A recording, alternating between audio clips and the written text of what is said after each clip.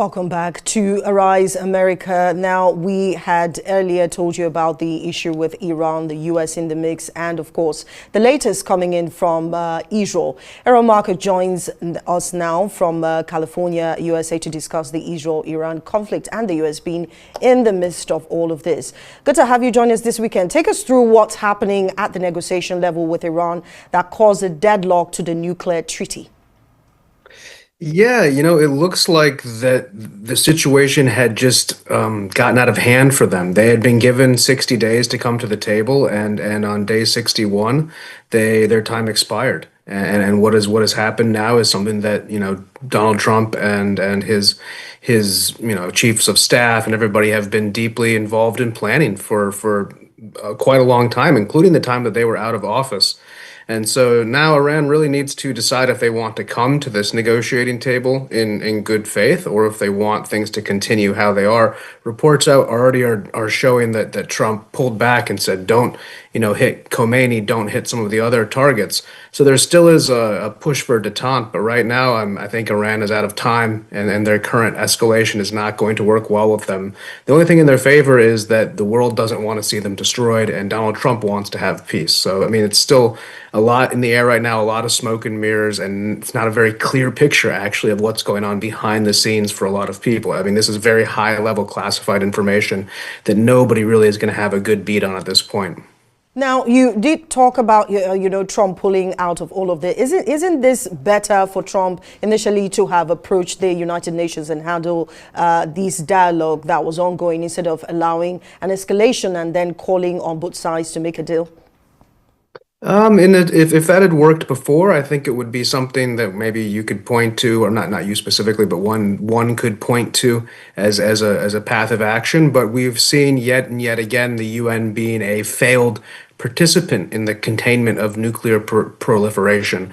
And when it comes to a state sponsor like Iran, who has declared, death to America, death to Israel, and who has allied with Russia against our allies in Ukraine and across the world, including countries like North Korea, who have much more capable propulsion systems, and you have the sharing of technologies between these countries. At some point, the UN has to be called out for what it is, which is seemingly feeble and somewhat, in certain respects, anti-Semitic organization that has been very much against Israel's position, which, while admittedly contentious, is something that is a right to self-determination. So in this case, it was a unilateral action taken by Israel, with the explicit blessing of the United States, with the tact knowledge that the Iranians, if they were to try to retaliate against anybody, it should not be against the United States directly, because that would invite us. I mean, this is a very dangerous game of chicken, but in this situation, Israel decapitated the top leadership of their army strategy and nuclear program, as well as all of their launch sites. They have no functional air force in the air. They can't get anything off the ground that's really going to be incredibly dangerous. So I think they're backed into a corner, and they'd be wise to sue for peace. And right now, Donald Trump is still keeping that door open, but we'll see if they extend the hand to. I understand if they don't. I mean, they were attacked preemptively, and they might want to escalate all the way, but that will be the end of the Ayatollah as he exists today. Okay, I will bring this, which has been in the public space, to your attention. A lot of critics are asking, why does Iran have to sign a treaty when Israel doesn't have to, sign a nuclear non-proliferation treaty? Yeah, I guess it's based on track record. Israel doesn't have a track record of funding and supporting terrorist organizations around the world and supplying them with drones and missiles and technological know-how and state financing behind it. Well, Israel does have an interesting role in the globe, and certainly has maybe not made many friends and has been involved in a lot of, coalition efforts. They certainly haven't been a sponsor of terrorism, where Iran has been, and they've declared openly a desire to wipe Israel off the face of the map using nuclear weapons.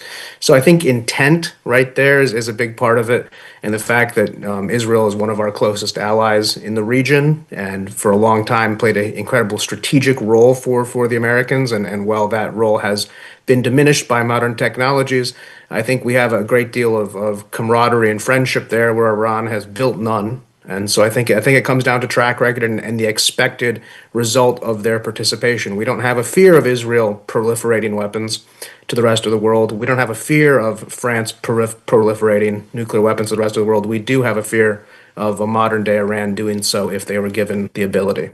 Now, where would this go now? Where lots of people are concerned. You do know that some people are also, I mean, we're talking about civilians here losing lives, close to 180 Iran, and also quite a number in Israel.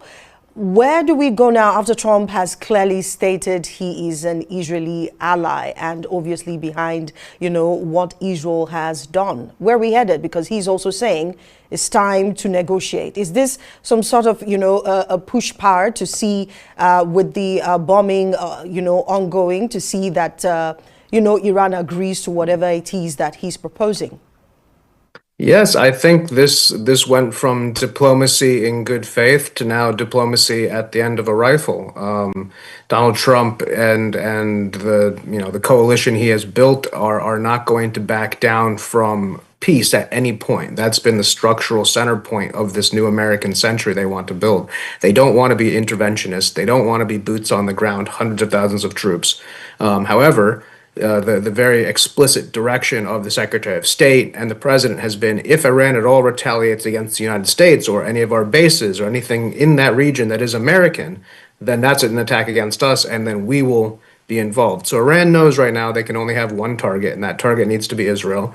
And if they want to start getting creative with that, it's going to be a very dangerous situation for them. I think what this happens is if there's sensible people behind closed doors and you can run a zero-sum game in game theory, you realize you've lost this war already.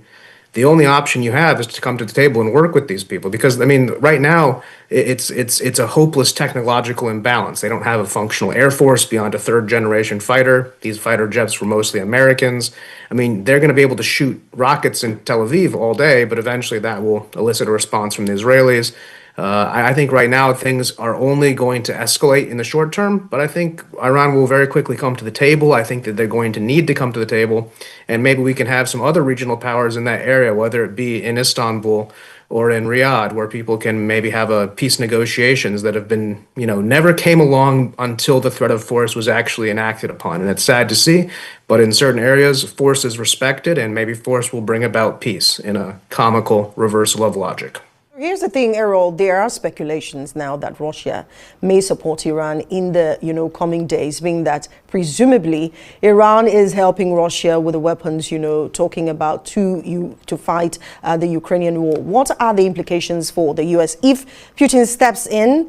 And can the US avoid being dragged into this Israel-Iran conflict after, much support for Netanyahu?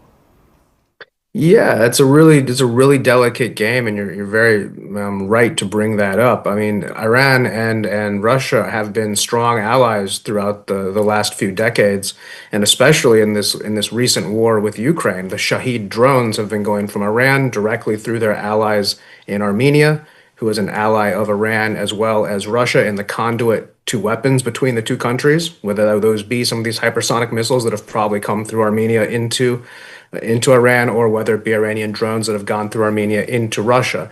And so this isn't a new thing for Russia to step in here. And if you zoom out as a global strategist, you can look at this battlefield and see it's two proxy countries of greater powers once again. The U.S. has always had a backing behind Israel that it's been beyond what it's put to most countries around the world, except perhaps South Korea or very few other countries that have received such level of support.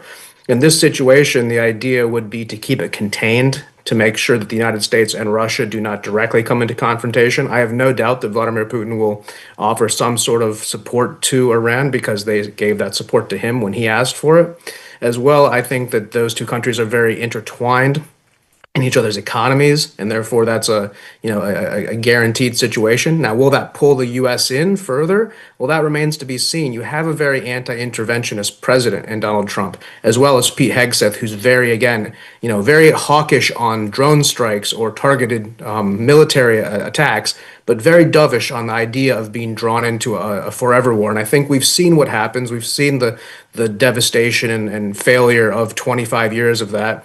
The neocons who perpetuated that, basically people like Dick Cheney and those people, they were in the last election backing Kamala Harris. Those people are all out. We've replaced them with pretty level-headed people who will not escalate to a full war unless Iran was to be preemptive or try to use a tactical nuke or attack U.S. forces. And I think that would be the suicide of the rest of their existing regime, so they will not do that. And in so, I think maybe we can have a delicate balance. I think the last thing to take away is you could probably have a situation where the peace deals in Ukraine, as well as Russia and Israel, all sort of get intertwined together because Vladimir Putin is so central to all of that. Because if Putin was to pull his support from Tehran, Iran would completely collapse and there would be nothing left. Now, let me draw your attention to, diplomatically speaking, do you think it's time for Trump to also quickly or finally strike a ceasefire deal with, Russia on the Ukraine war, plus any deal? I mean, just having that in mind, any deal that, he agrees on now with Russia may be seen as Trump accepting whatever is out there on the table for Russia. Yeah, I think that, Putin has a lot more cards to play than any other negotiator with President Trump in any other arena, whether that mean economically or militarily. In this situation, you do have to see what the Russians are willing to put on the table. The Russians obviously are not too keen for peace. They've also lost 500,000 people. They don't exactly need to make peace on Donald Trump's terms. However, in this global game, you have a situation where Iran collapse there could trigger a further degradation of the advantage that Putin has right now. So Putin might want to sue for peace in a situation where he knows the Americans will give a little bit more to take peace off the table and at least remove one of the two hot spots from contention. I'm not sure how close we are to that. Every time we come close, we seem to think that the Russians are in good faith and they pull back, but we get closer and closer to it. Recently, I think Vladimir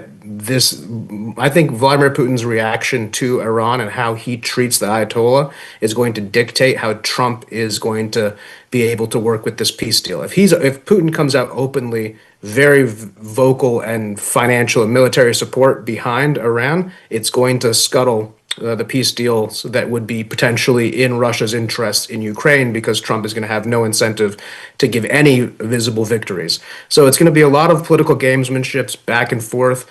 I think it's a very dangerous time for anybody in the region, and a lot of times in history, these have collapsed into entangling engagements that have expanded war. So we need to not only beat the historical precedent, but hope that cooler heads prevail yet again in the nuclear arsenals that, of course, are trained on each other's countries. Thank you so much, Erol Morkoc, for joining us from California to discuss the latest on the Iran-Israel issue and, of course, U.S. in the mix. Now we go back.